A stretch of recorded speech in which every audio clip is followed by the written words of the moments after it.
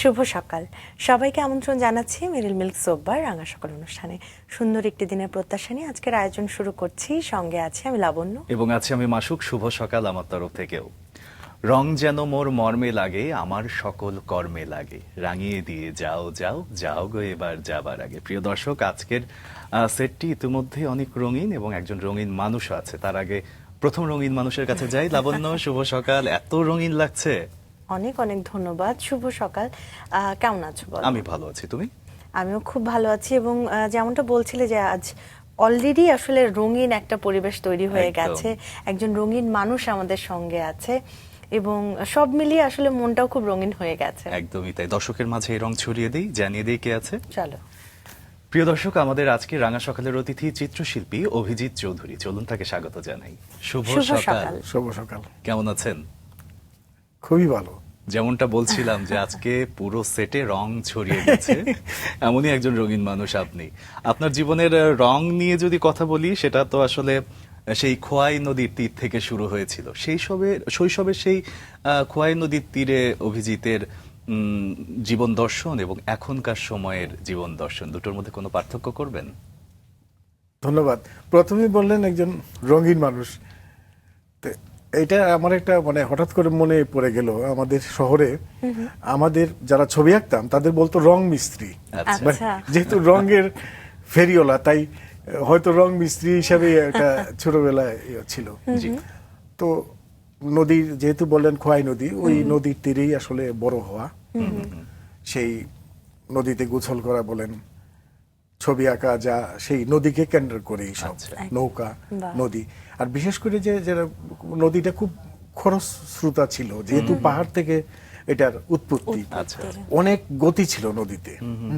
তো সেই জন্য মনে হয় মানে আমার ছবি আঁকার ক্ষেত্রে একটা গতি, একটা কেন জানি একটা বিহাইন্ড দ্য স্টোরি, মানে কি জন্য আসলে গতি বেশি পাওয়া যায় ছবিতে আমার। এমনিতে ঠিক স্যার কত বছর বয়সে আপনি আপনার এই গতিটা খুঁজে পেলেন? যে যদিও ওই সময়ের একটা ভ্রান্ত ধারণাই বলবো যে রং মিস্ত্রি বলা, হ্যাঁ, কিন্তু এই যে রং নিয়ে যারা কাজ করে তারা যে কতটা বিশেষ, এই যে আপনার এই অনুভূতি, আপনি যে রং নিয়ে খেলতে পছন্দ করতেন, সেটা কবে আবিষ্কার করলেন? সেটা তো অনেক ছোটবেলা থেকেই। শুধু রং মিস্ত্রি না, একটা জিনিস বলতো, সেটা হলো আর্টম্যান।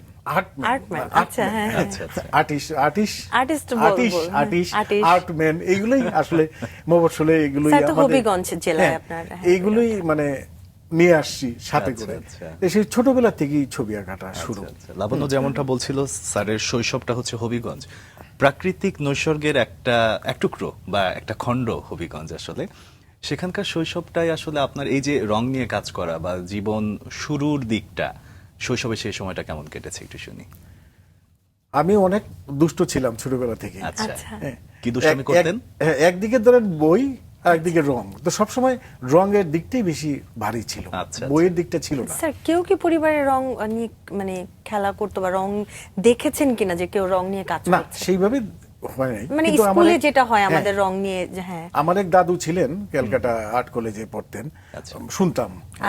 হয়তো এটাই হয়তো মানসিকভাবে একটা উৎসাহের। কিছু কিছু ছবিও ছিল আমাদের ঘরে উনার আঁকা, সেটাই হয়তো মনের অজান্তে হয়তো আসছে।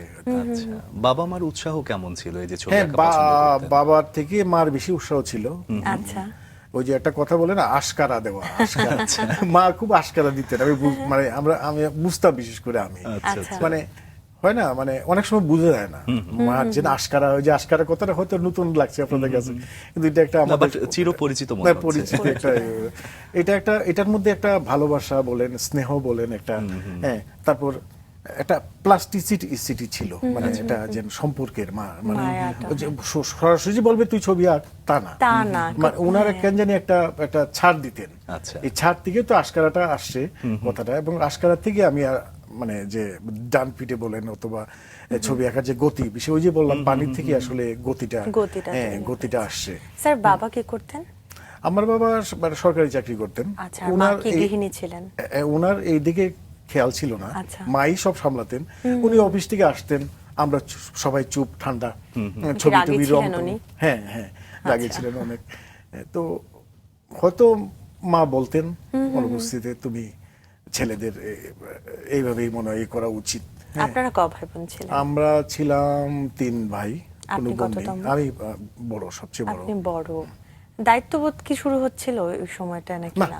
কোনো দায়িত্ব ছিল না, কোনো দায়িত্ব ছিল না, এখনো কোনো দায়িত্ব নাই। কিন্তু স্যার এই যে আপনি বলছিলেন না যে দুষ্টুমি করতেন আপনি, আমরা কিন্তু এই দুষ্টুমির গল্প শুনবো, কিন্তু তার আগে আমরা আপনার সম্পর্কে যতটুকু জানি, যে কাজগুলো করেছেন আপনি, সেগুলো একটু দর্শকদের জানাতে চাই। অভিজিৎ চৌধুরী বাংলাদেশের সমকালীন চিত্রকলার একজন স্বনামধন্য ও নিরীক্ষাধর্মী শিল্পী, যিনি 90-এর দশক থেকে আধুনিক শিল্পচর্চায় নিজস্ব ভাষা নির্মাণ করে চলেছেন। হবিগঞ্জে জন্ম নেওয়া এই শিল্পী ছোটবেলা থেকেই ছবি আঁকা ও সাংস্কৃতিক কর্মকাণ্ডের সাথে যুক্ত ছিলেন। ঢাকা বিশ্ববিদ্যালয়ের চারুকলা অনুষদ থেকে MFA সম্পন্ন করার পর তিনি জলরং, আধামূর্ত ও বিমূর্ত ধারার চিত্রকর্মের মাধ্যমে বিশেষ পরিচিতি লাভ করেন। তার শিল্পে সমাজ বাস্তবতা, নিঃসঙ্গতা, সময়ের অস্থিরতা ও রহস্যময় মানবিক অনুভূতির প্রতিফলন দেখা যায়। চিত্রশিল্পীর পাশাপাশি তিনি প্রচ্ছদ শিল্পী, অলঙ্করণ শিল্পী ও ফ্যাশন ডিজাইনার হিসেবেও সমানভাবে সমাদৃত। দেশে বিদেশে তার 16টির বেশি একক প্রদর্শনী এবং শতাধিক যৌথ প্রদর্শনী অনুষ্ঠিত হয়েছে। ওয়াশিংটন ডিসি থেকে থাইল্যান্ড পর্যন্ত আন্তর্জাতিক অঙ্গনেও তার শিল্পকর্ম প্রশংসিত হয়েছে। তার কাজ নিয়ে তো আমরা অবশ্যই কথা বলবো, তবে তার ছোটবেলা ছিলাম, সেখানে আবারও ফিরছি এবং ছোটবেলার একদম নির্দিষ্টভাবে দুষ্টুমিগুলো জানতে চাই, যে আমাদের স্যার কি ধরনের দুষ্টুমি করতেন ছোটবেলায়, বা মারধর খেয়েছেন কিনা। খেয়েছেন তো নিশ্চয়ই। না, এই মারধর তো এটা একটা কমন বিষয়। হ্যাঁ, এটা অনেকগুলো স্লট ছিল, যেমন বাসায় একটা মারধরের একটা স্লট ছিল, তারপরে স্কুলে ছিল একটা, স্কুলে এটা শিক্ষকদের কাছে মায়ের। হ্যাঁ, এটা তো কমন। মানে আমরা কয়েকজন ছিলাম খুব ডান পিটে, আবার স্যার এসেই প্রথম বলতেন, এই তোরা সামনে চলে আস। আচ্ছা, ঠিক সামনে বেঞ্চে স্যারের সামনে বসাতেন, যাতে কোনো রকম মানে ঝামেলা না হয় ক্লাসের মধ্যে। আগেই সামনে যে আমরা শক্ত হয়ে বসে থাকতাম, মানে শেষ আমরা দুষ্টুমি মানে এখানে। তারপর ধরে পাড়ার সিনিয়রদের একটা, মানে এগুলো 2, 3, 4টা স্লট ছিল দুষ্টুমি করা, এবং এগুলো কন্টিনিউ রাত সন্ধ্যা পর্যন্ত। এবং যারা দুষ্ট হয় স্যার, তাদের মধ্যে কিন্তু ওই মানে কেয়ারটাই থাকে না যে কি করলে কি হবে, এত কিছু না, একদম মুক্ত জীবন আমি বলবো। তাদের যা ইচ্ছা তাই তারা করতে পারে। সেটা আমি এখনো বিশ্বাস করি, বিশ্বাস করি মুক্ত। আমি এখনো আমার কোনো দায়িত্ব নেই। আচ্ছা আচ্ছা। সংসার আমার মানে আমার গিন্নি দেখেন, ছেলেমেলে ওরা দেখেন, আমি ছবি আঁকি আমার মনে আনন্দে। আচ্ছা। হ্যাঁ, কি হবে কি না হবে ওইভাবে কোনো চিন্তা করি না এখন পর্যন্ত। ওইভাবে চলবে ইনশাল্লাহ, যতদিন আঁকতে পারি। আমাদেরও শুভকামনা থাকলো সে ব্যাপারে, সব সময়ের মতো একদম। কিন্তু আমি আজকে স্যারকে বিশেষভাবে ধন্যবাদ দিব স্যারের পোশাকটির জন্য। এত চমৎকার একটি পোশাক আজকে নির্বাচন করেছেন আপনি, যেটা আমার মনে হয় পুরো গল্প জুড়ে এই বিষয়টার সাথে খুব সম্পৃক্ততা থাকবে। এটা একটা মানে কাহিনী, মানে একটা ইতিহাস আছে। আমি যখন জাপানে প্রদর্শনী করতে গেলাম, তখন একটা প্রদর্শনী চলতেছিল মিউজিয়ামে, মডার্ন আর্ট মিউজিয়াম, টোকিও, পল ক্লির একটা এক্সিবিশন। তো ওইখানে তো বিভিন্ন জিনিস, টি শার্ট বিক্রি হয়, শার্ট বিক্রি হয়, ক্যাটালগ বিক্রি হয়, পেন্টিং বিক্রি হয় না, এবং সেটা ক্ষমতাও নাই মনে হয় কারো। তো আমি একটা শার্ট আমার খুব ভালো লাগলো, কিন্তু সেই পয়সা ছিল না সেটা পকেটে, কারণ এত এক্সপেন্সিভ। জাপান তো জানেন এক্সপেন্সিভ। পরে আমার সাথে যারা আমাকে নিয়ে গিয়েছিল প্রদর্শনী করতে, তাদের আমি বললাম এই শার্টটা আমার খুব পছন্দ, একটু দেখেন, মানে ইয়ে করবে কিনা, বার্গেনিং করবে কিনা। তো ওনারা হাসলে, এইসব জায়গায় তো যেহেতু আমি বাংলাদেশ থেকে গেছি, আমি তো বার্গেনিং করি অভ্যস্ত, বার্গেনিং করতে ভালো লাগে, কিন্তু এখানে তো বার্গেনিং এর কোনো সুযোগ নেই। তো বললো এটা সুযোগ নেই, তখন তাই মনে এটা খুব পছন্দ। ঠিক আছে, পছন্দ, আপনি নিবেন এটা। পরে ওনারাই এই শার্টটা ওই মিউজিয়াম থেকে, যেহেতু ওই পোল্ট্রি পেইন্টিং এর উপর বেস করে এই কাজগুলো করা। আচ্ছা, একটা জিওমেট্রিক ব্যাপার দেখতে পাচ্ছি। ওনার কাজগুলোর বেস করেই করা, এবং এটা ওইখান থেকে সংগ্রহ করা। স্যার, আপনি যেমনটা বলছিলেন যে থাইল্যান্ড, জাপান, ওয়াশিংটন ডিসি, এই যে এত জায়গায় নিজেকে ছড়িয়ে দেওয়া নিজের প্রতিভার মাধ্যমে, সেই শুরুটা হয়েছিল কিন্তু 5ম শ্রেণীতে, আমি বলবো একটা প্রাপ্তির মাধ্যমে। 5ম শ্রেণীতে আপনি পুরস্কৃত হয়েছিলেন, একদম সেই জায়গা থেকে সেই অনুভূতিটা। আমি জানি না এগুলো আপনারা কোথা থেকে জানলেন, এগুলো তো আমি আমাদের রাঙা সকল পরিবারের একটা রিসার্চ টিম আছে, আমরা আমাদের এই প্রিয় মানুষদেরকে নিয়ে আসলে মানে এই 5ম শ্রেণীতে কি করে, মানে এটা আমি জানি না। থ্যাংক ইউ, এটা খুব ভালো লাগলো আমার কাছে। অনেক ধন্যবাদ। এটা হয় না শহরে, আমরা আর যখন ছবি আঁকি আমরা, যখন মফস্বল শহরে যখন ছবি আঁকি, তখন তো আর ঢাকার মতো তো এইগুলো লাইট নাই, গ্যালারি নাই, এত কিছু নাই। আমরা কি করতাম, আমরা ওই শিল্পকলা বলেন, শিল্পকলার একটা ছিল, ওয়াল ছিল বাইরে, হ্যাঁ, বাউন্ডারি ওয়াল। ওই বাউন্ডারি ওয়ালের মধ্যে আমরা কি করতাম, ছবিগুলো পেরেক দিয়ে আটকে দিতাম। আর রাস্তার মানুষ যারা আসতো, হ্যাঁ, এই যে রিক্সাওয়ালা, ঠেলাওয়ালা, ভ্যানওয়ালা, এরা যারা আসতো, খুব সাধারণ মানুষ, ওরাই ছিল দর্শক, এবং ওরাই দেখতো, এবং ওরাই, ওদের সাথেই আমাদের ছিল। তো তখন থেকে আমার ভিতরে ওই জিনিসটাই কাজ করে, মানে আসলে সাধারণ মানুষের কাছাকাছি কিভাবে যাওয়া যায় আসলে শিল্প নিয়ে। এই যে গ্যালারির ভিতরে, চার দেয়ালের ভিতরে এলিটদের দেখানো ছবি, তো সেটা তো আসলে আমার মনে হয় যে এই দেশে জন্মগ্রহণ করে, মানে সেটাই মনে করা উচিত, সাধারণ মানুষের যত কাছাকাছি যাওয়া যায়। স্যার, আপনি যে কথাটা বলছেন সেটার সাথে আমার একটা বিষয় মনে পড়লো, যে ব্যাকরণ যখন আমরা জানি, তখন ব্যাকরণ ভেঙে নতুন কিছু আবিষ্কারের আসলে অধিকারটা থাকে।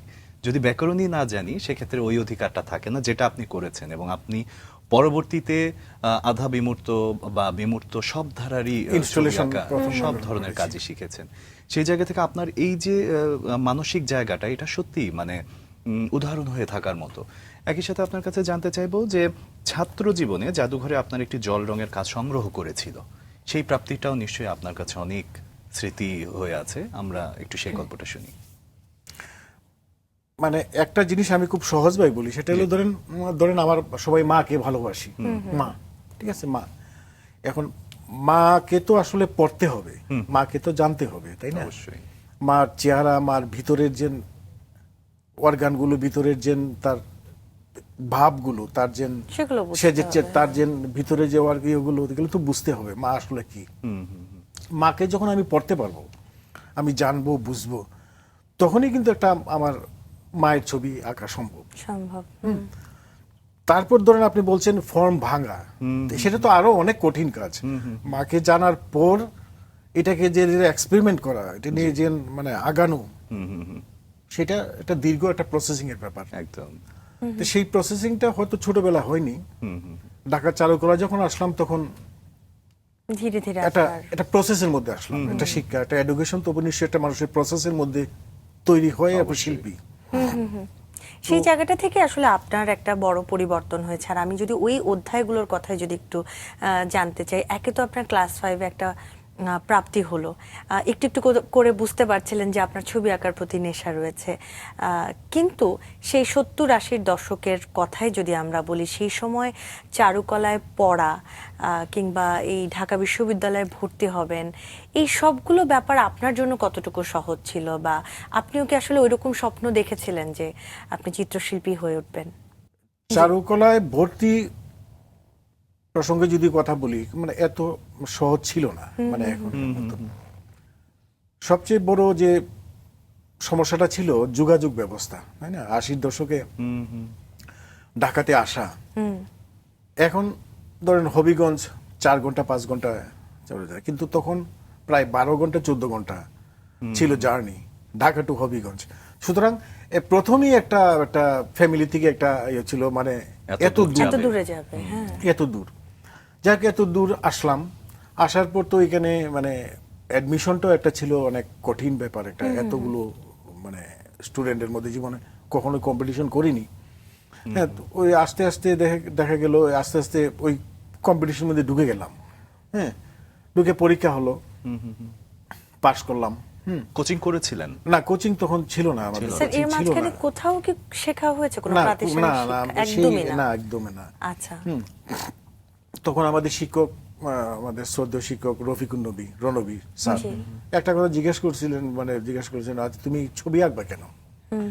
তো স্যারকে বললাম, স্যার মানে ছবি আঁকবো কেন জানি না, কিন্তু আমার যে শহরের যে নদী, হ্যাঁ, শহরের যে বলেন পাহাড়, তারপর চা বাগান, এইগুলো মানে এগুলো ভিতরে নিয়ে আসছি, তো এগুলো এখন ইয়ে করতে চাই, মানে এগুলো প্রকাশ করতে চাই। তখন প্রকাশ করতে মাধ্যম প্রয়োজন। আমার হাতে তো ক্যামেরা নেই, শুটিংও করতে পারবো না, ছবি তুলতে পারবো না, সুতরাং হাতে এঁকে অত এগুলো দেখাবো। তো স্যারের খুব এটা পছন্দ হয়ে গেল, পছন্দ হলো, ঠিক আছে তুমি ছবি আঁকবা।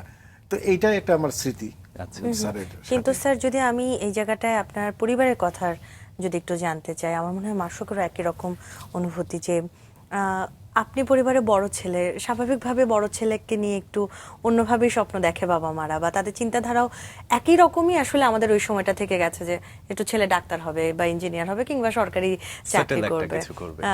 সেই জায়গাটায় ওই সময়টায় চারুকলা নিয়ে তাদের ছেলে পড়বে, ভর্তি হবে, কিরকম প্রতিক্রিয়া ছিল সেটা একটু জানতে ইচ্ছা করছে। আমি আসলে বেসিক্যালি যেটা ছবি আঁকতেই পারি, আর কিছু পারি না।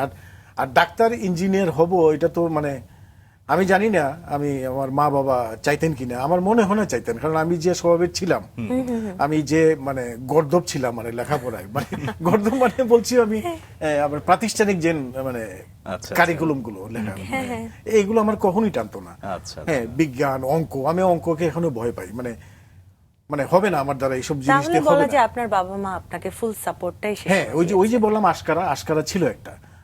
হ্যাঁ, সেই জন্যই হয়তো আজকে আমি মানে এতটুকু আসতে পেরেছি। আমি জানি না কতটুকু, কিন্তু সেই ওটা ছিল, বাবা মার আশকারাটা ছিল। আমরা ছোটবেলার সেই সময়টা আবিষ্কার করে ফেলেছি যে আপনি চিত্রশিল্পী হতে চেয়েছিলেন বা কিভাবে হয়েছেন, বা আপনার কি কি গুণ ছিল সেই সময়টা থেকে। চারুকলায় পড়াশোনা শুরু করলেন, এই জায়গাতে একটা বিষয় জানতে খুব ইচ্ছে করছে যে যে মানুষটা আগে পদ্ধতিগত যে শিক্ষাটা সেটার বাইরে থেকে আসলে আঁকাআঁকি করতো একটা পর্যায় পর্যন্ত, কিন্তু সে পদ্ধতিগত চারুকলা পড়া শুরু করলো এবং কার্যক্রম শুরু করে দিল। দুইটা সময়ের পার্থক্য কি মনে হলো? যে শিল্পের স্বাধীনতা বা আগে তো যা মন চাইতো তাই আঁকতাম, কিন্তু চারুকলায় অনেক নিয়ম মেনে আপনাকে আঁকতে হচ্ছে। এখানে কি কোনো স্বাধীনতায় হস্তক্ষেপ হলো? যে না, এখানে যেটা হয় আমাদের এডুকেশন, আমরা তো ব্রিটিশ কারিকুলামে প্রশিক্ষিত। জি। জি।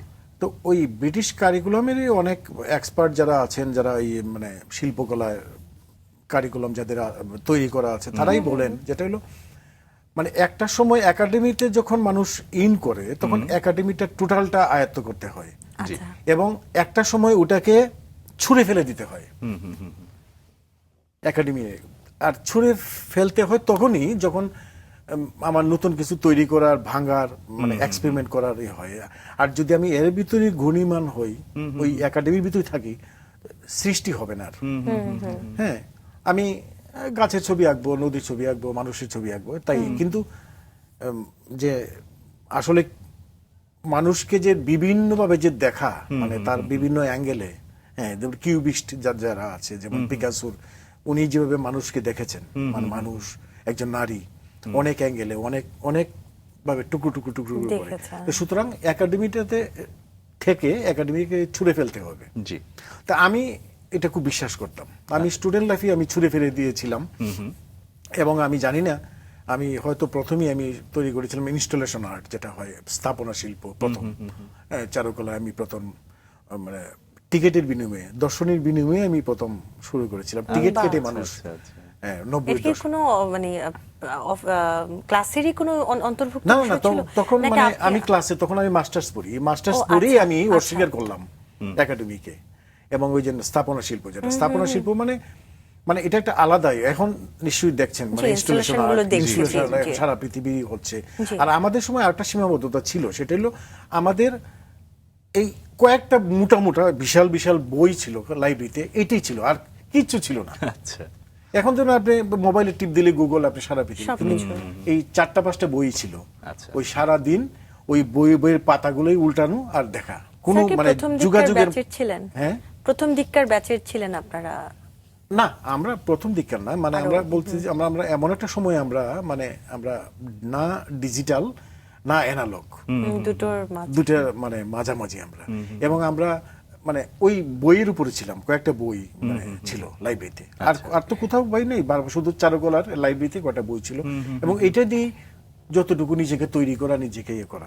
তখন আমি চিন্তা করলাম কি করে ছুঁড়ে ফেলা দেওয়া যায়, এবং আমি সিদ্ধান্ত নিলাম আমি আমার ক্লাসের মধ্যেই করব সেটা। আচ্ছা।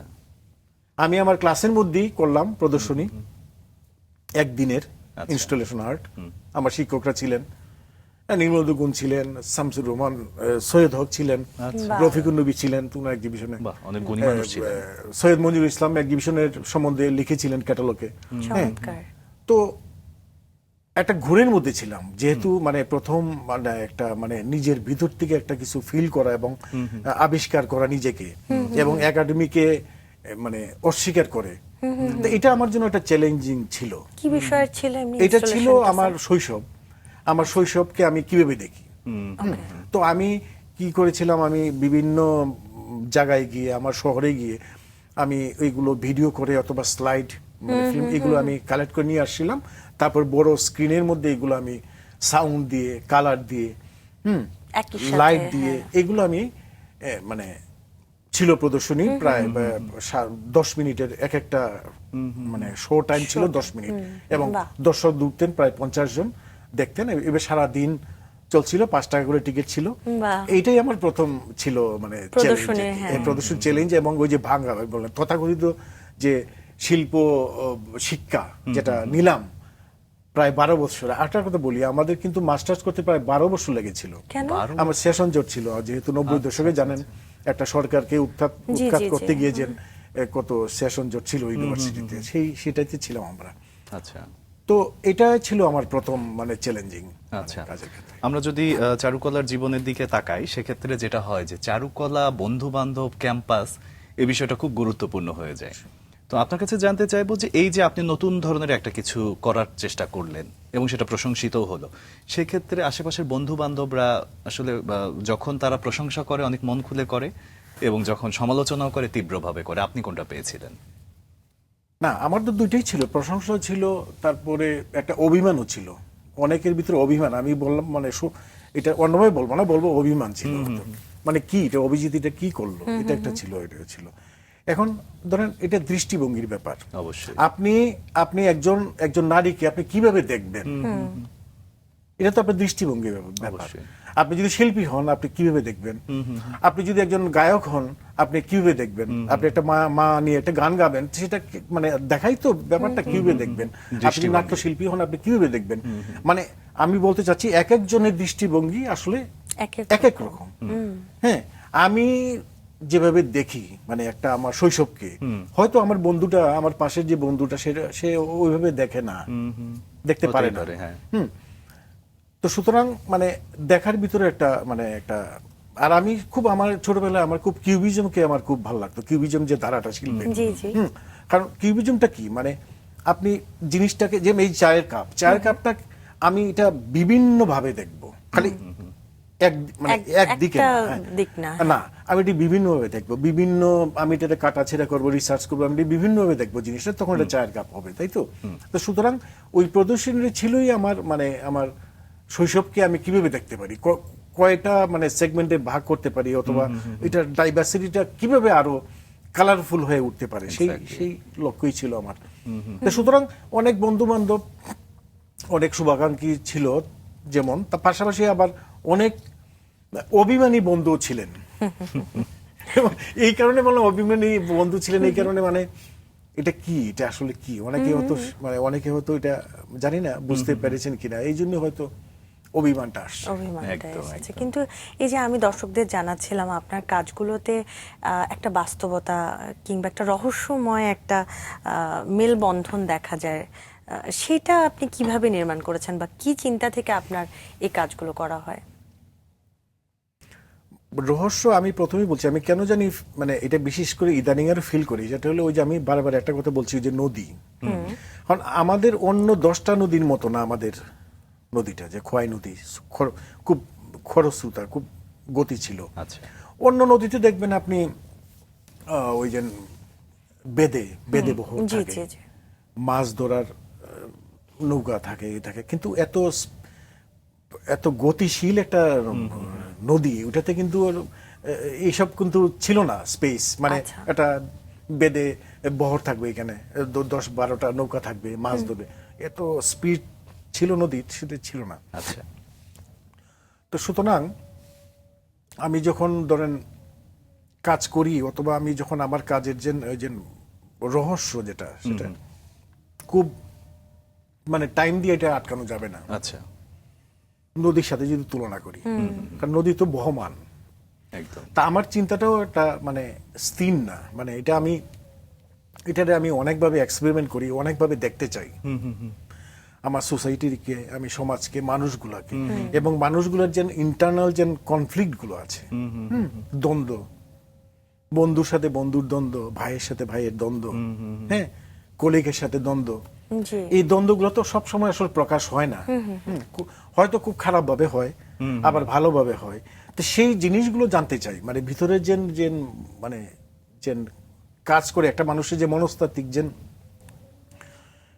তার কাজের মধ্যে যে যে আসে আমার ইয়েগুলো, বিশ্লেষণগুলো, সেটাই আমার মনে হয় মানে আপনার ওই আমার কাজের মধ্যে পাওয়া এটা যায়। বেশি মানে চেষ্টা তবে করি। কি হয় আপনার ক্ষেত্রে, আপনার কোনো ব্যক্তিগত অভিজ্ঞতা থেকে আপনার এই চিত্রগুলো বা কাজগুলো আসে, হাতের কাজগুলো, নাকি আপনি আসলে একটা নিউট্রাল জায়গা থেকে দাঁড়িয়ে আরেকজনের কথা ভেবে সেটা সেই কনসেপ্টটা নিয়ে আঁকেন? না, এটা সম্পূর্ণ ব্যক্তিগত ইয়ে থেকে আসে। কি কারণ এখন বললাম না, আমি খুব ডানপিটে ছিলাম। হ্যাঁ, ডানপিটে ছিলাম, খুব মানে কি বলবো, মানে স্থিরতা ছিল না। এখন হয়তো একটু বয়সের জন্য মানে স্থিরতা আসছে, আমি ফিল করছি আসছে, কিন্তু আমি কখনোই ছিলাম না স্থির। বন্ধু বান্ধব বলেন, শিক্ষকদের সাথে ধরেন মানে সম্পর্ক, জি। হ্যাঁ, তারপর মানে আত্মীয় স্বজন, এই সেই মানে এই যে পারিপার্শ্বিক যে মানুষগুলো, এই মানুষগুলোরই আসলে ক্যারেক্টার বলেন, এই মানুষগুলোর চিন্তা চেতনা অথবা মানে সমাজে যে তাদের যে অবস্থান, এইগুলো আমার খুব ভাবিয়েছে সবসময়। ভাবায়, এখনো ভাবায়, তাই না? আচ্ছা, এখন আমি ইদানিং যেমন লালনকে নিয়ে খুব কাজ করছি। লালন ফকিরের উনার গান, উনার দর্শন, এগুলো নিয়ে আমি অনেকদিন এগুলো নিয়ে আমি লেখাপড়া করছি। এখন ইদানিং চমৎকার। কাজ করতেছি, মানে এইটাই মানে মানসিক যে মানুষের দ্বন্দ্ব, মানসিক যে সম্পর্ক, একজনের সাথে একজন যে সম্পর্ক, এইগুলোই নিয়ে আসলে, হ্যাঁ, যেহেতু আমরা মানুষ নিয়েই বসবাস, একদম, একদম। এই মানুষ কি তো ছবি দেখাবো? এগুলো তো আর আধ্যাত্মিক মানে জিনিসটা, এই যে লালনের যে আধ্যাত্মিক গানগুলো বলি আমরা, একদম। এইগুলো তো আসছে মাটির থেকেই, না? এই কুষ্টিয়ার মাটির থেকেই তো উনি তৈরি, মাটির থেকে তো আসছে। তো এই মাটির মানুষগুলোই কি আসলে মানে দেখাতে হবে, মানুষের সাথে মানুষের সম্পর্কগুলোই কি করে আমার পেন্টিং এ আসছে, সেটাই আমি চেষ্টা করি সবসময়। আচ্ছা, চমৎকার। এই যে আধা মূর্ত এবং বিমূর্ত ধারার যে চিত্রকর্ম আপনি করেন, এই ক্ষেত্রে আসলে আপনার মূল দর্শনটা কি থাকে, যে কি ফোটাতে চাই, কোন দর্শনটা ফোটাতে চাই?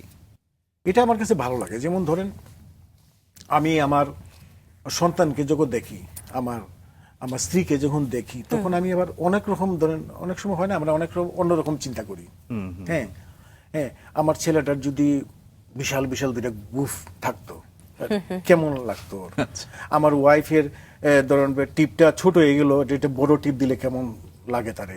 হ্যাঁ, তারপর তার শাড়িটাতে কেমন তার মানে একটা আমরা যে কল্পনা করি একটা মানুষকে নিয়ে, যে আসলে ওই যে কিউবিজম, আমি অনেকভাবে জিনিসটাতে ইনপুট দেওয়ার চিন্তা করি। আচ্ছা। হ্যাঁ, এবং আপনি যে প্রকৃত অর্থে একজন শিল্পমনা মানুষ, এটা কিন্তু আপনার কথা একদম ইতোমধ্যে আমরা না, পরিষ্কার, দর্শকরাও। সেটা ধরে না, যেহেতু আপনি প্রশ্ন করছেন, সেহেতু উত্তর দিতেই হবে। শিল্পমনা কিনা জানি না, সেটা তো দেশের মানুষ বলেন, ইয়ে বলেন না, সেটা বিচার করবে। জি। কিন্তু মানুষগুলোকে আসলে পড়তে চাই।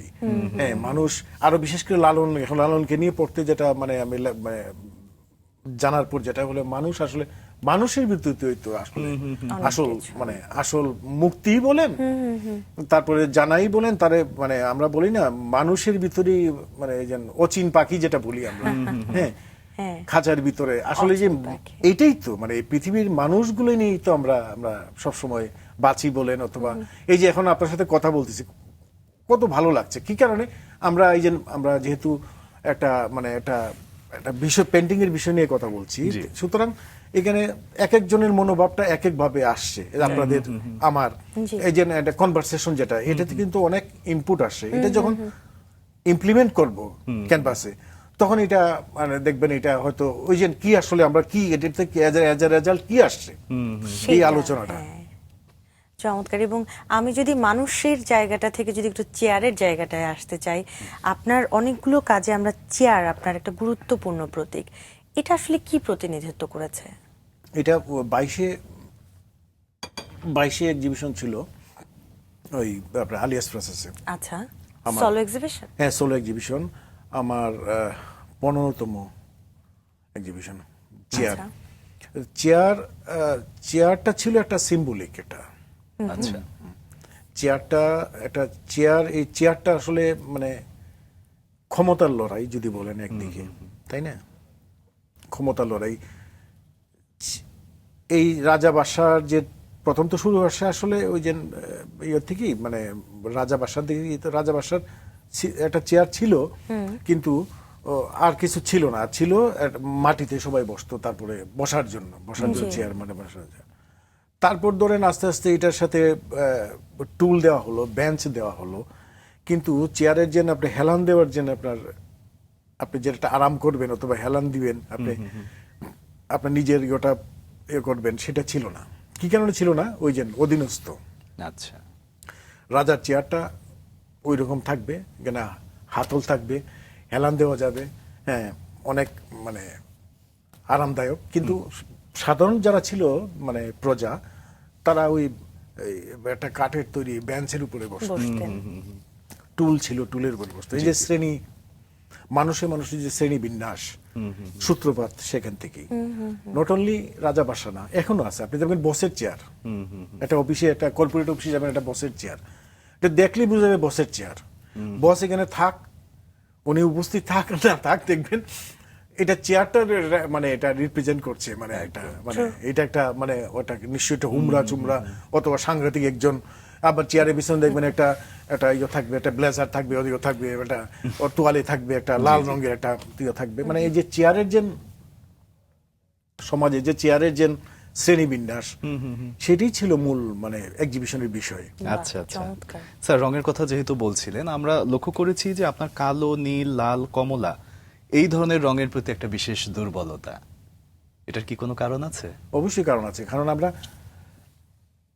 ছাই রঙের, তারপর ধরুন বাদামি রঙের যে মিক্সড কালার গুলো, এগুলো তো আমরা অভ্যস্ত না। একদম। মানে আমরা সাবকন্টিনেন্ট, আমাদের তো একটা নিচু অঞ্চলে, বাংলাদেশের মানুষ তো একটা ধরেন ভাটি এলাকার, সব এলাকাটা একসময় তো পানি ছিল। জি। এই জন্য দেখবেন কোন রকম মানে স্থাপনা কিন্তু হয় নাই ওইদের, সব কিন্তু দেখবেন ওইসব মুঘল টুগল ওইসব ওই ওই ওই দিককার সব যেগুলো স্টোন, যেগুলো পাথর তো ছিল, ওইখানে রাজা বিল্ডিং বিশাল বিশাল। আমাদের তো এখানে যেহেতু নিচু অঞ্চল, ওই নিচু অঞ্চলে শুধু ওই আমরা সাধারণ মানুষের ছিল মানে এখানে বসবাস। তো সুতরাং আমরা প্রচুর সবুজ, নীল আকাশ, এইগুলোই ছিল, মানে লাল, নীল, সবুজ, মানে এইগুলো বেসিক কয়েকটা কালারই ছিল আমাদের। বাহ। আপনি এখনো দেখবেন গ্রামের একটা লুক, আপনি দেখবেন কিন্তু এইসব মিক্সড আমরা যে অনেক তৈরি করি, যে এখন যে কম্পিউটারের কালারগুলো তৈরি করে, এগুলো কিন্তু অভ্যস্ত না, কারণ আমাদের না। এই কালারগুলো অন্য জায়গা থেকে আসছে, অন্য দেশ থেকে এগুলো আসছে, সুতরাং এটা আমার দেশের না। তা আমার মনে হয় যে ছবি যেহেতু আঁকি, আমার দেশে ছবি আঁকা ভালো, মানে এই বেসিক কালারগুলোই ইউজ করি আমি সবসময়। কি কারণে মনে করি, কারণ এইগুলোর সাথেই মানে কমিউনিকেট করা যায়, মানে একদমই। এবং আমরা পুরোটা সময় আপনার কাজগুলো নিয়ে আবিষ্কার করার চেষ্টা করেছি। কিন্তু এবার যদি আমরা একটু কাজের জায়গায় যাই, যে আপনি তো পড়াশোনা শেষ করলেন, চারুকলা মাস্টার্সটা করলেন, তারপরে কি কোথাও আপনার ক্যারিয়ার মানে কোথাও জয়েন করা হলো কিনা, নাকি একদমই নিজে ফ্রিল্যান্সিং বা ফ্রিল্যান্সার হিসেবে কাজ না, করছেন? আমি আমার শুরু সরকারি চাকরি দিয়ে, চাকরিতে। কোথায় জয়েন করলেন? আমি গভর্নমেন্ট অফিসার ছিলাম শিক্ষা মন্ত্রণালয়ে, 9 বছর চাকরি করলাম। চাকরি করা অবস্থায় আমি 3বার আমি পালিয়ে গেলাম অফিস থেকে। আচ্ছা। 3বার পালিয়ে গেলাম অফিস থেকে। কি কারণে? মানে না এটা আমার জন্য না, আমি 9টা 5টা আমার দ্বারা সম্ভব না, আমার দ্বারা সম্ভব না 9টা 5টা না। আমি তখন থাকতাম হলে থাকতাম, আমি তখন স্টুডেন্ট, আমি যখন চাকরি জয়েন করি স্টুডেন্ট, আমি তখন কি হলে থাকতাম। মাস্টার্সের নাকি অনার্সের স্টুডেন্ট? আমি অনার্স শেষ করি। আচ্ছা, আচ্ছা, তখন আমি স্টুডেন্ট, হলে আসলো পিয়ন আসলো, স্যার আসেন জয়েন করেন। আমি একবার চলে গেলাম একটা ভাস্কর্য করতে সিলেটে, ওই সিলেটে গিয়ে হাজির চিঠি নিয়ে স্যার আসেন, আবার আসলাম। মানে এটা আমার মনে হলো এটা আমার জন্য না, মানে 9টা 5টা চাকরি আমার জন্য না। আমি দেখলাম সমাজের মানে মিনিস্ট্রিতে, আমি বসতাম মিনিস্ট্রিতে, পড়তাম সচিবালয়ে বসতাম, 9 বছর চাকরি করলাম। তো একদিন আমি কি করলাম, বসকে বললাম আমি আর সম্ভব না, আমি একটা চিঠি নিয়ে গেলাম ইস্তফা। হয় না রাখেন, এইসব পাগলামি করে লাভ নাই, যে করেন। আমি বললাম না স্যার, এটা তাহলে আমার ছবি আঁকা হবে না, 9টা 5টা অফিস করলে আমার ছবি আঁকা হবে না। পরে ওই আসলে চিঠি দিলাম, এই চিঠির উত্তর এখনো পাই নাই, জানি না এখনো চাকরি আছে কিনা। সেটা আজকের থেকে ধরেন আরো 30 বছর আগের ঘটনা। এখনো আমি আমার চাকরির ইস্তফার চিঠি পাই নাই এখনো। আচ্ছা, আচ্ছা। যাই হোক, এইভাবেই মানে শুরু। তারপর আমি পত্র পত্রিকার সাথে জড়িত, সেই স্টুডেন্ট লাইফ থেকেই আমি পত্রিকায় কাজ করি, ইলাস্ট্রেশন করি। আপনি লালনকে নিয়ে, লালনের দর্শনকে নিয়ে আসলে অনেক বেশি রিসার্চ করছেন বা জানার চেষ্টা করছেন। আপনার জীবন এতক্ষণ পর্যন্ত শুনে এটাই মনে হচ্ছে যে লালনের ওই গানটার লাইনের মতো, এমন মানব জনম আর কি হবে, মন যা করো তরাই করো এই ভাবে। চমৎকার, এভাবেই চলতে থাকুন এবং আপনার এই সমৃদ্ধতা আজকে আসলে আমরা দর্শকের মাঝে আরো ছড়িয়ে দিতে চাই। আপনি শুধু চিত্রকর্ম নয়, আপনি প্রচ্ছদ, তারপর আরো অনেক ধরনের কাজের সাথে যুক্ত আছেন। প্রচ্ছদ করতে গিয়ে বিভিন্ন ধরনের বই নিশ্চয়ই প্রচ্ছদ করেছেন, সেই অভিজ্ঞতাটা একটু ছোট করে শুনি। সবচেয়ে আমি যেটা ফিল করি, সবচেয়ে একটা মানুষের তার অনেকগুলো দিক থাকা উচিত, ডাইভার্সিটি যেটা বলি। অবশ্যই অবশ্যই। আমি ছোটবেলায় শুধু যে ছবি আঁকতাম বা লেখাপড়া স্কুলে যেতাম তা না, কিন্তু আচ্ছা, আপনি শুনলে অবাক হবেন, আমি খুব মাছ ধরায় খুব পারদর্শী ছিলাম। মাছ ধরতে খুব ভালো লাগতো আমার। আচ্ছা, তো মাছ মানে বড়শি দিয়ে মাছ না, মানে হাত দিয়ে অথবা জাল দিয়ে মাছ ধরা, পাখি শিকার করা। পাখি শিকার করা শুধু ওই বন্দুক দিয়ে পাখি শিকার করা না, মানে ধরেন বিভিন্ন গাম দিয়ে মানে খাওয়া দিয়ে তারপরে পাখি করা, বিভিন্ন কৌশল অবলম্বন করে। এটা ভালো লাগতো। এর মানে পাখি কিন্তু মানে আমরা কিন্তু পাখির মাংস মানে আমি খাই না, আমি পাখির মানে মাংস খাই না, কিন্তু ধরার মধ্যে ছোটবেলার একটা আনন্দ মানে এই যে মানে আনন্দ, মানে এটা যে শুধু এখানে চারুকলা ভর্তি হওয়ার পর যে শুধু ছবি আঁকবো সেটার মধ্যে সীমাবদ্ধ ছিল না। আমি নাটক করেছি দীর্ঘদিন। নাটকের মানে অভিনয়টা ওইরকম হয়নি, কিন্তু ব্যাক স্টেজে আমি অনেক বড় বড় মানে মঞ্চ নাটকের সাথে জড়িত ছিলাম। চমৎকার। তারপর ফ্যাশন ডিজাইন বলেন, আমার একটা শোরুম এখনো আছে, এটা খুব সম্ভবত এটার নাম তারা মার্কা। হ্যাঁ, এই যে দেশীয় নাম এবং দেশীয় উপাদান নিয়ে আপনি কাজ করছেন। না এটি মানে আমার কাছে যে মনে হয় শুধু ছবি আঁকবো একটা ফ্ল্যাট সারফেসের মধ্যে ক্যানভাসে না, এটা বিভিন্ন। আমি যখন ফ্যাশন ডিজাইনার হিসাবে আমি যখন কাজ করি, তখন একটা কাপড়কে আমি মনে করি এটা ক্যানভাস, তাই না? এটা কি করে এটা পরিধানযোগ্য করা যায়, একটা ছেলে অথবা একটা মেয়ে এটা পরবে এবং কি সেটা আসলে কি তার ব্যক্তিত্ব কি প্রকাশ পাবে, এটা আমার কাছে মনে হয় একটা ক্যানভাস। সেম বইয়ের প্রচ্ছদ যখন করি, সেটাও মনে হয় একটা পেন্টিং করছি। মানে শুধু যে এক জায়গায় মানে একটা বিষয় থাকবো অথবা এটা নিয়ে যে কাজ করব, মনে হয় সেই ছোটবেলার সেই জিনিসগুলোই আবার আসছে। জীবনের বৈচিত্র্যগুলো আসলে কোনো জায়গায় আপনি ছাড় দেননি, বৈচিত্র্যগুলো ধরার চেষ্টা করেছেন। এটা এখন পর্যন্ত চেষ্টা করি। কিন্তু কোনোভাবে কি কবিতার বইয়ের প্রচ্ছদটা বেশি করা হয়েছে, মানে কবিতা স্পেসিফিক না, ভাবে? কবিতার থেকে উপন্যাস বেশি করা হয়েছে। আচ্ছা। আর আমরা যদি স্যার একটু প্রদর্শনীর জায়গাটা আরেকবার ফিরিয়ে নিয়ে যাই আপনাকে, আপনার প্রথম তো ইনস্টলেশন দিয়ে হলো, সেটা ক্লাসে পড়াশোনা থাকা অবস্থায়। আর যদি বলি একদম অফিসিয়ালি একটা প্রথম এক্সিবিশন, সেটা করা হলো কবে বা সেটা রেসপন্স পেলেন, কি বিষয়ে করলেন, সেটা নিয়ে যদি একটু জানতে চাই। সেটা 90 দশকে যেহেতু ছিল প্রথম সোলো, দ্বিতীয় সোলো ছিল সম্ভবত 92-তে আলিয়াস ফ্রান্সিসে ছিল। আর যেহেতু আমি তখনও স্টুডেন্ট, আমি এখন একটা নতুন একটা জায়গায়, যেহেতু চারুকলার গণ্ডির মধ্যে এটা একটা মানে আলিয়াস ফ্রান্সিস যেহেতু একটা দূতাবাসের একটা কালচারাল সেন্টার, ওইখানে এক্সিবিশন করা, সব বিদেশি, আমার ছবি কি হবে কি না, মানে তারা পছন্দ করবে কি না, এটা একটা সংশয় ছিল। আবার একটা ছিল, মানে শক্তি ছিল এই কারণে, কারণ আপনি আগেই বলেছেন, আমি জানি না কোথা থেকে জানতে পেরেছেন, আমি আমার স্টুডেন্ট অবস্থায় আমার জাতীয় জাদুঘরে একটা জল রং ছিল।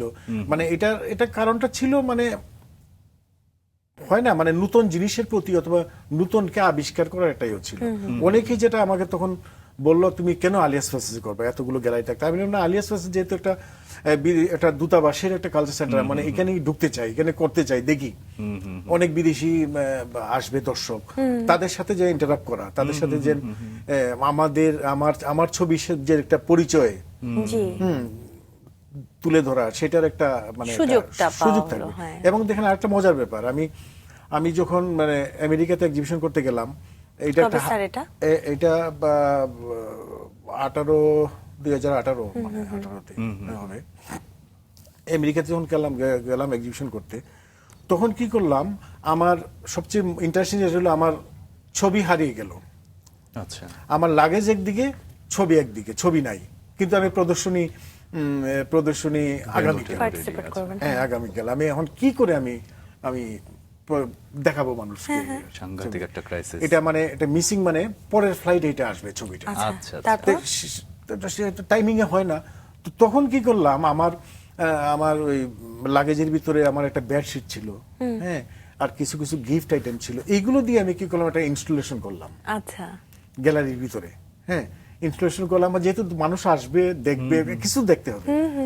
এটা ভেরি ইন্টারেস্টিং একটা কাজ হলো সেটা, মাঝখানে বেডশিট দিয়ে আর এগুলো দিয়ে একটা স্থাপনা শিল্প করলাম।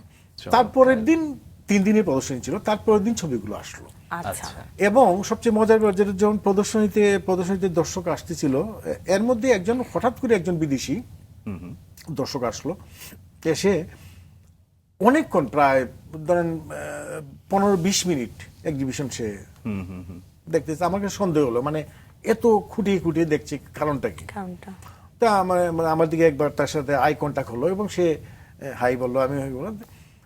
সবচেয়ে মজার ব্যাপার ছিল, ওই ভদ্রলোক আমাদের ইউএস এমবিসিতে ছিলেন আচ্ছা, কোনো এক সময়ে, এবং এই যে নদী, নৌকা, এইগুলা উনার কাছে খুব লাগতেছিল, মানে উনি উনার স্মৃতিটা আবার উনি ফিরে পেলেন এক্সিবিশনের মাধ্যমে। তা আমার কাছে এটা একটা খুব মানে স্মরণীয়, মানে একটা কোথায় ওয়াশিংটন ডিসিতে এক্সিবিশন, কোথায় একজন বিদেশি আমেরিকান নাগরিক, সে আমার দেশের নৌকা দেখলে সে দেখে ঠিকই সে এনজয় সেই করলো, সময়টা ফিরে পেল। এটা আমার জন্য এটা একটা মানে অনেক পাওনা শিল্পী হিসেবে। সত্যি তাই। এবং স্যারের কাজ নিয়ে কথা বলছি, রং, ছবি আঁকা, আপনার কাজ, সবকিছু নিয়ে যেহেতু কথা বলছি, আমাদের এবং দর্শকদেরও আবার একটু দেখে আসতে ইচ্ছা করছে। আমরা এই মুহূর্তে একটু দেখে আসতে চাই। Sure. দর্শক চলুন দেখে আসি আমাদের চিত্রশিল্পী অভিজিৎ চৌধুরী স্যারের আঁকা কিছু ছবি।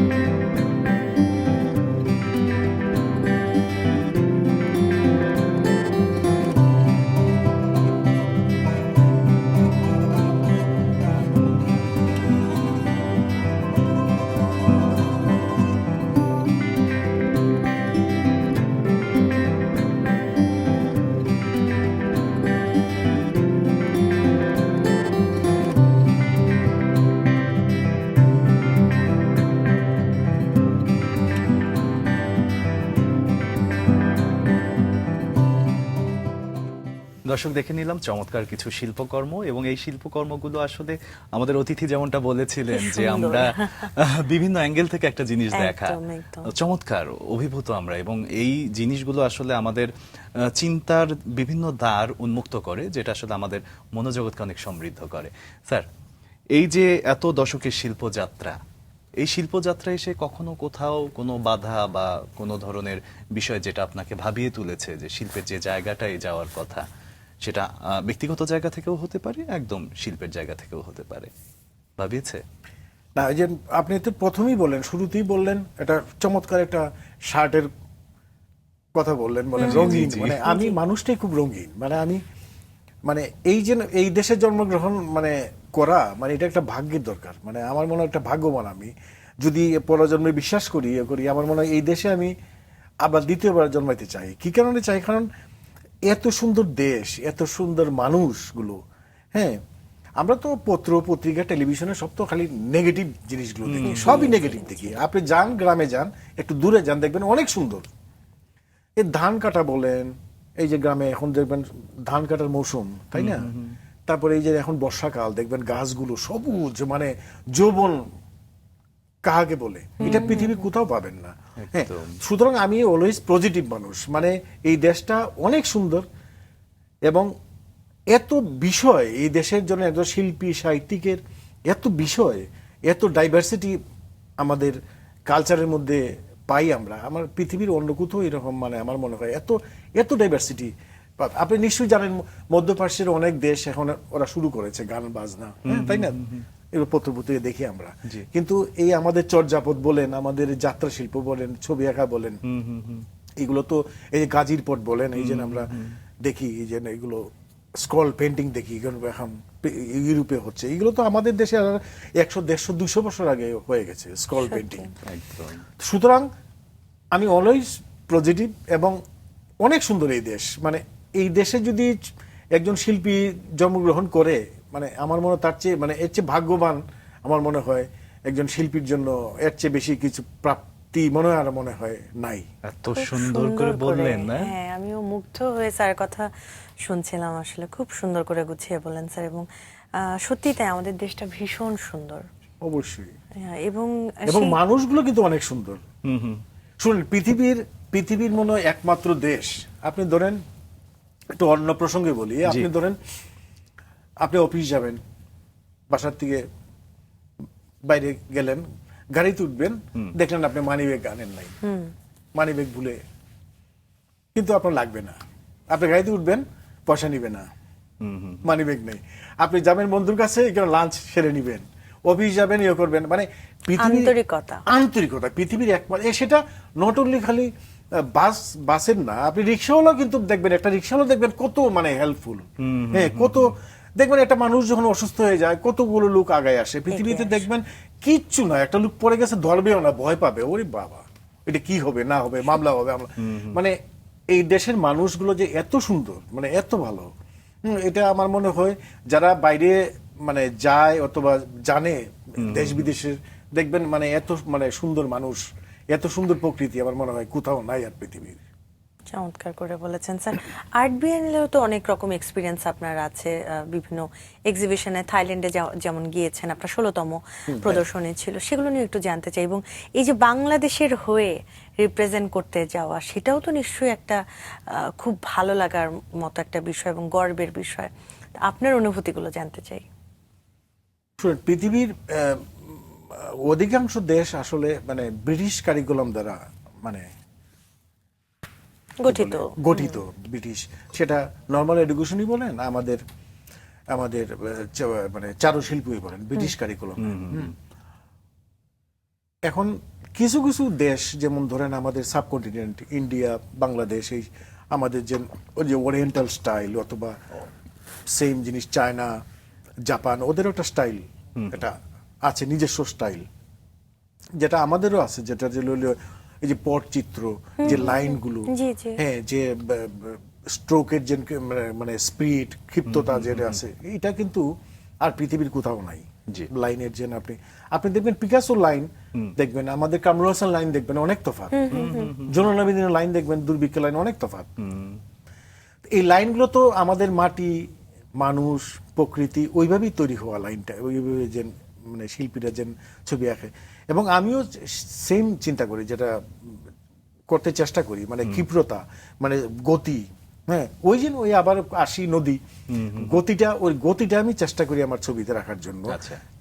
এইটা নিয়ে যখন বিদেশে যাই, বিভিন্ন দেশে, তখন একটা আলাদা একটা ক্যারেক্টার পায়, কারণ তাদের সাথে আমাদের তো যায় না এই স্টাইলটা, তারা খুব দেখতে মানে জানতে চেষ্টা করে আসলে কি এটা কি।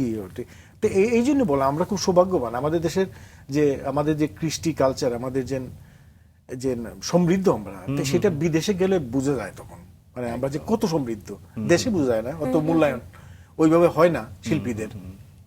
কিন্তু বাইরে যখন যায় তখন বুঝা যায় আসলে আমাদের শক্তিশালী, আমাদের এই যে জয়নুল বলেন, কামরুল বলেন, সুলতান বলেন, কত যে শক্তিশালী আমাদের এই মাধ্যম, বিদেশে গেলেই একমাত্র বোঝা যায়। কিন্তু সাধারণ মানুষের প্রশ্ন থেকে যদি একটু জানতে চাই, যে এই যে আর্টগুলো আমরা দেখি, সেগুলো অনেক এক্সপেন্সিভ হয়, মানে এটার কোনো বিশেষ কোনো কারণ আছে, বা কি করা যেতে পারে? বাংলাদেশে কি আমরা যদি একটু ঘরে রাখার জন্য কোনো কিছু কিনতে চাই, কিভাবে কি করব? হ্যাঁ, এটা আমারও সেম, মানে আপনি যে প্রশ্নটা করলেন আমি এটার সাথে একমত, মানে কেন এত দাম হবে, তাই না? আমি যেমন এটার সাথে আমি টোটালি এটার সাথে মানে বিরুদ্ধ। আমি এটা মানে কোনো কারণ আছে কিনা, সেটা আপনি যেহেতু আসলে অনেক বছর কাজ করেন, সেহেতু আপনারা এটা ভালো বুঝবেন। আমি যখন চারুকলায় ভর্তি হই, আমি একটা ঘটনা বলি। চারুকলা যখন ভর্তি হবো তখন আমরা আউটডোর স্টাডি করতে হয়, যেমন Ramna park, botanical garden, landscape, এগুলো আমরা স্টাডি করি। তখন যখন স্টাডি করি তখন অনেক মানুষ কিন্তু পিছনে, যেমন শুটিং করলে পরে যে মানুষই হয়, আমাদের পিছনে কিন্তু অনেক মানুষ দাঁড়িয়ে যায় দেখার জন্য কি।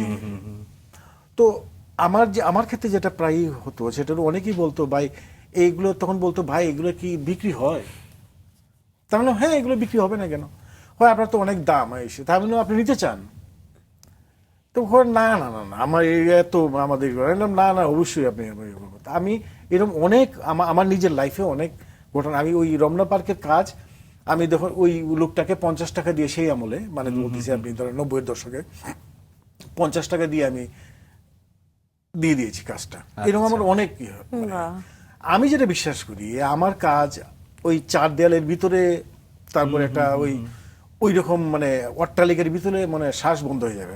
আমার কাজ আমি সাধারণ মানুষের কাছে ইয়ে করতে চাই, পৌঁছাতে চাই, এবং তাই আমার যতগুলো কাজ মানুষের সংগ্রহে আছে সব সাধারণ মানুষ, বন্ধু বান্ধব, অথবা যারা ওই যে সাহস করে যারা বলতে পারে কাজ রাখতে চাই, যদি আমি আমার যারা সংগ্রহ করতে চায় কাজ, এবং আমি ওই প্রাইজে বিক্রি করি।